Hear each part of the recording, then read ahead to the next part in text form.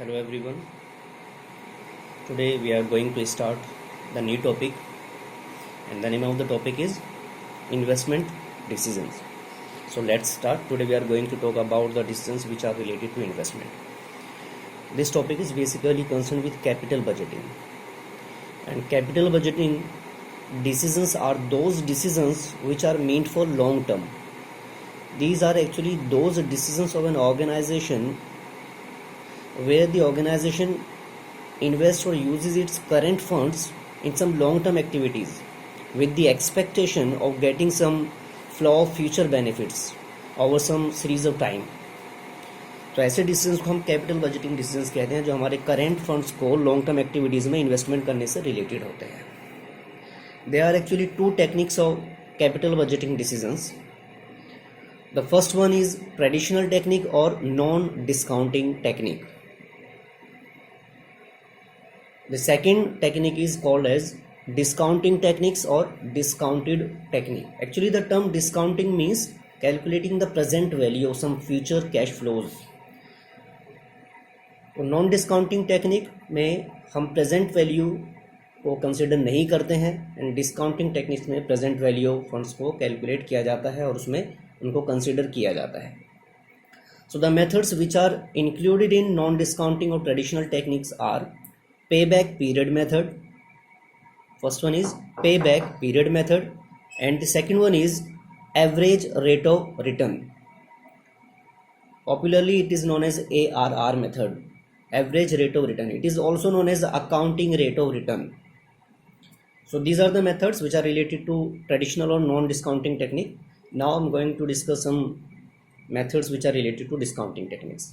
These are net present value method, NPV. This is popularly known as NPV method or net present value method. Second one is profitability index. Net present value में हम present inflows and present value of outflows का difference calculate करते हैं. Profitability index में हम इन दोनों का ratio calculate करते हैं. इनको हम डिटेल में आगे पढ़ेंगे. Internal rate of return. The third technique is internal rate of return. So internal rate of return is actually that rate of return where NPV is zero.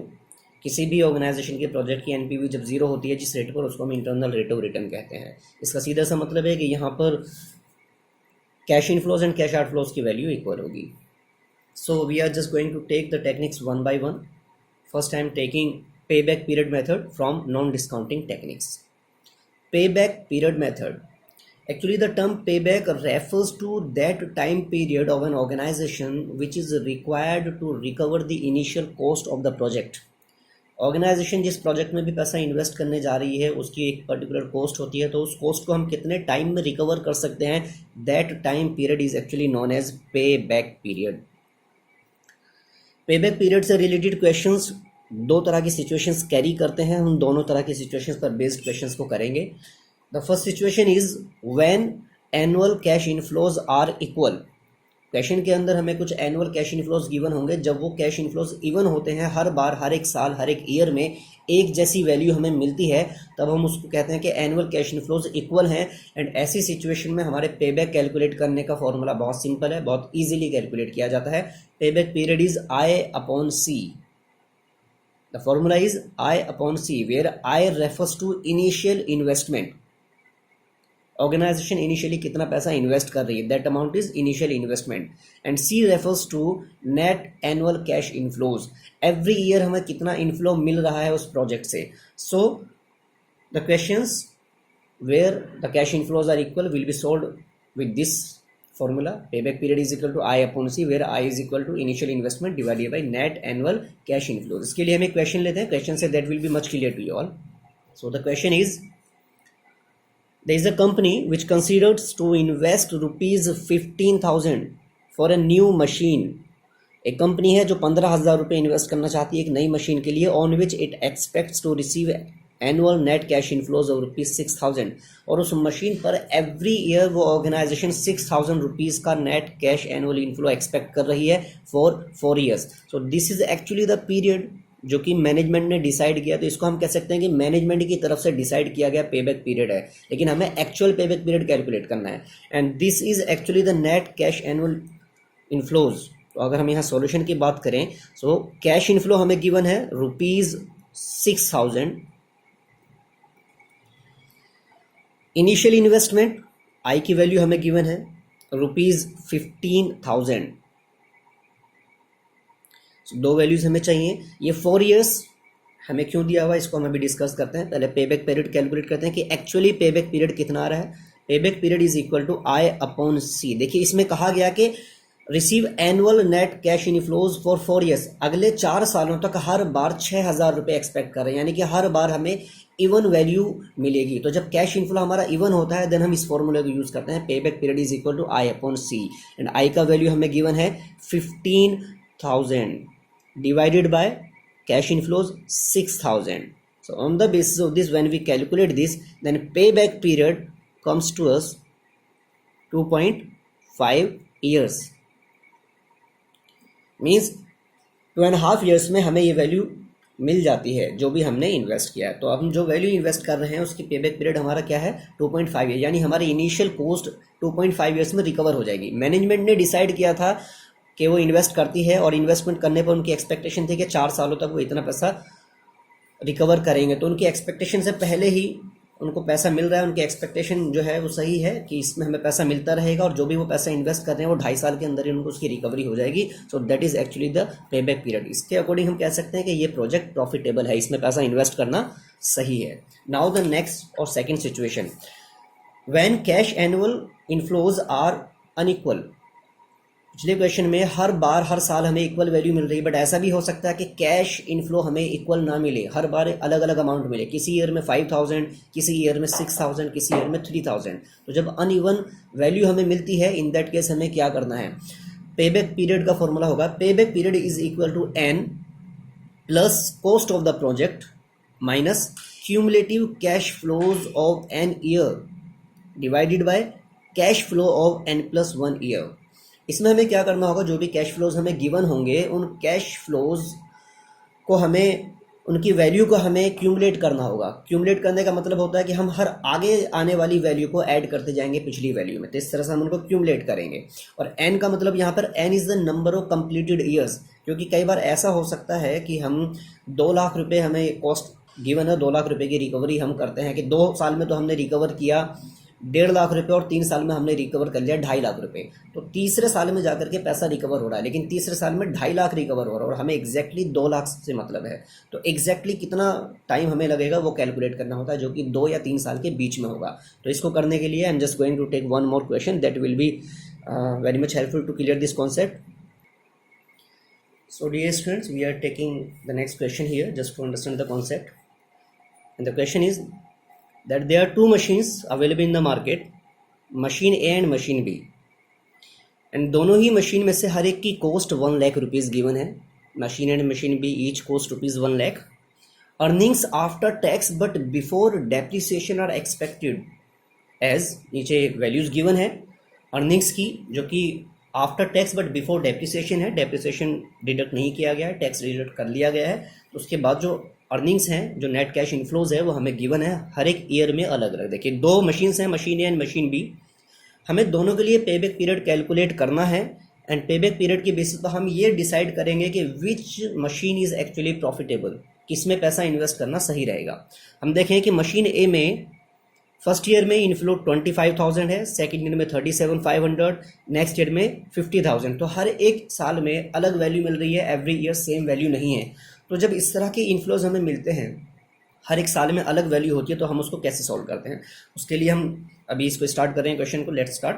देखिए मैं मशीन ए के लिए सॉल्व करूंगा and machine B will be solve by you yourself, ताकि आपकी practice भी हो जाए, दोनों का सेम कॉन्सेप्ट रहेगा। तो हम इसको स्टार्ट कर रहे हैं कि फर्स्ट ईयर में जो ईयर हमें गिवन है 1, 2, 3, 4 एंड 5 ईयर का हमें कैश इनफ्लोज गिवन है। मशीन ए के लिए पहले साल की जो वैल्यू है दैट इज 25,000, सेकेंड ईयर में 37,500, नेक्स्ट 50,000, फोर्थ ईयर में 25,000 एंड फिफ्थ ईयर में 12,500 कैश इनफ्लोज हमें मिल रहा है। Now what we need to do, ये हमें every year cash inflows given है। अब क्योंकि हर एक साल में कैश इनफ्लो की वैल्यू डिफरेंट है, इसलिए हम इसको क्या करेंगे, क्यूमुलेट करेंगे यानी इसकी वैल्यू को हम एडअप करते चले जाएंगे। सो फर्स्ट ईयर में 25,000 था, नेक्स्ट ईयर में क्यूमुलेट हुआ वैल्यू, पहली इस साल की जो क्यूमुलेटिव वैल्यू है इसको नेक्स्ट ईयर की कैश फ्लो में ऐड करेंगे। सो 25,000 प्लस 37,500, दिस बिकम्स 62,500 रुपीज़।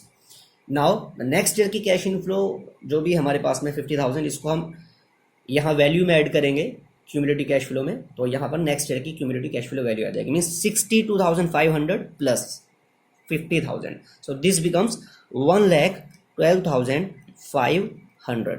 हर एक साल की क्यूमुलेटिव वैल्यू निकालने के लिए हम नेक्स्ट ईयर की कैश फ्लो में उसको ऐड करेंगे। सो यहाँ इस वैल्यू को हम ऐड करेंगे 25,000 में, और इसको ऐड करने पर ये बन जाता है 1,37,500। नाउ फिफ्थ ईयर के लिए क्यूमुलेटिव कैश फ्लो कैलकुलेट करना है, तो हम इस वैल्यू को यहाँ ऐड करेंगे, और इसको ऐड करने पर हमें बन जाता है वैल्यू हमारी 1,50,000। देखिए फिफ्थ ईयर में हमारे पास जो क्यूमुलेटिव वैल्यू आ रही है वो आ रही है 1,50,000, और जो प्रोजेक्ट की कॉस्ट है दैट इज ओनली 1,00,000 रुपीज़। तो हमें ये बताना है कि इस कॉस्ट को हम कितने टाइम में रिकवर कर पाते हैं। तो देखिए हम यहाँ पर क्यूमुलेटिव वैल्यू के कॉलम को देखेंगे, कैश फ्लो वाले कॉलम पर अब हम कंसिडर नहीं करेंगे। फर्स्ट ईयर में हमने रिकवर किए 25,000, सेकेंड ईयर में हमने रिकवर किया 62,500, एंड थर्ड ईयर में हमने रिकवर किए 1,12,500 रुपीज़।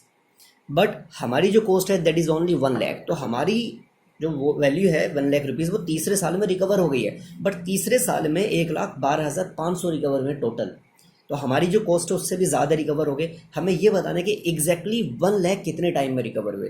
तो जाहिर है कि ये वैल्यू 2 साल से ज़्यादा और 3 साल से कम में रिकवर हुई है, यानी 2 और 3 साल के बीच में कहीं। तो इसको हम कैसे कैलकुलेट करेंगे, इसको कैलकुलेट करेंगे हम अपने फॉर्मूला के बेसिस पर, जो कि हमने अभी देखा था, हमने अभी किया था फॉर्मूला के बेसिस पर, कि पे बैक पीरियड जो हम कैलकुलेट करेंगे फॉर्मूला के बेसिस पर, फॉर्मूला हमें मालूम है कि payback period is equal to n plus cost of project minus cash flow of cumulative column. तो cumulative cash flow of n year divided by cash flow of n plus 1 year. अब देखिए इसमें n की value हमें कौन सी लेनी है, question के बेसिस पर हम इसको देखते हैं।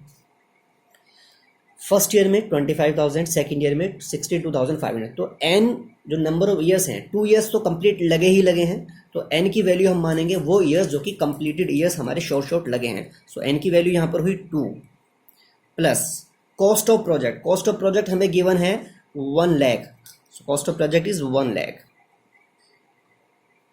Minus cumulative cash flow of n year mean second year, क्योंकि हमने n की वैल्यू सेकेंड ईयर, तो सेकेंड ईयर का जो क्यूमुलेटिव कैश फ्लो कॉलम है उसमें cumulative cash flow of second year यानी कि n ईयर 62,500